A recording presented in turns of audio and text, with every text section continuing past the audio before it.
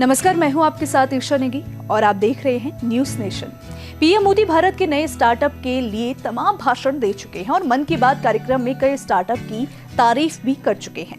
भारत के कई स्टार्टअप इस समय विश्व में युवाओं के लिए ट्रेडमार्क बन चुके हैं, लेकिन इस साल के सेकेंड क्वार्टर को देखें तो स्टार्टअप का स्थिति निराशाजनक दिखी है। दरअसल फंडिंग में मंदी का दौर दिखाई दे रहा है। इससे तमाम स्टार्टअप प्रभावित हो रहे हैं। इसमें ग्रोथ स्टेज कंपनियों से लेकर शुरुआती चरण के स्टार्टअप्स सभी शामिल है। दोनों के फंड जुटाने के लिए जद्दोजहद करती नजर आ रही है। इसका प्रमाण ये है कि भारतीय स्टार्टअप इकोसिस्टम में कुल फंडिंग में 40% की गिरावट आई है।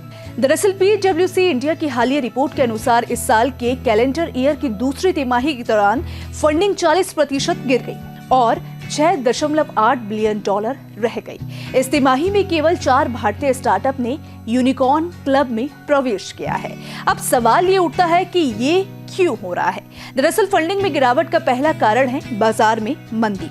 दूसरी बात, इस समय इकोनॉमिक सिचुएशन और तमाम देशों की पॉलिटिकल सिचुएशन के कारण आर्थिक अस्थिरता है। इस कारण मुद्रास्फीति से लेकर कमोडिटी के कीमतों और ब्याज दरों तक प्रभाव पड़ रहा है। मीडिया रिपोर्ट्स के अनुसार पूंजी देने वाले कई फर्म ने नए फंड बंद कर दिए हैं। अब फंडिंग से पहले उन्होंने प्रोसेस को भी बदला है। वो आसानी से फंड देने के बजाय अब वैल्यूएशन पर बातचीत कर रहे हैं। प्रॉफिट की संभावना कितनी है, इसे लेकर कठिन सवाल पूछ रहे हैं। अब बड़ा सवाल ये कि स्टार्टअप्स को कैसे प्रभावित कर रहा है। दरअसल इस बदलाव के कारण M&A गतिविधि में भी बदलाव आया है। M&A का अर्थ है कि कोई भी कंपनी अपनी और दूसरी कंपनी के डील को लेकर फाइनेंस, मैनेजमेंट और स्ट्रेटेजी डीलिंग किस तरह करती है।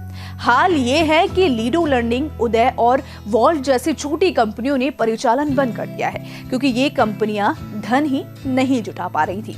ओला, ओयो, स्नैपडील और फार्मेसी सहित कई स्टार्टअप ने कथित तौर पर बाजार की अनिश्चितता को देखते हुए अपनी IPO योजनाओं में देरी की है। स्टार्टअप अन्य बातों के अलावा अपने कर्मचारियों की संख्या में कटौती करके और कार्यक्षेत्रों को बंद करके अपने काम के तरीकों में बदलाव करके दरों को कम कर रहे हैं।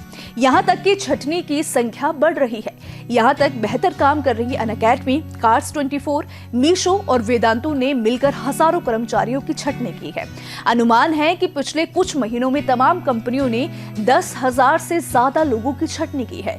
स्टार्टअप कंपनियों ने भी कर्मचारियों के इंक्रीमेंट में कटौती और कैंपस भर्तियों को स्थगित करना शुरू कर दिया है। मंगलवार को एडटेक प्रमुख अनअकैडमी ने CXO स्तर के कर्मचारियों के वेतन में कटौती की घोषणा की है।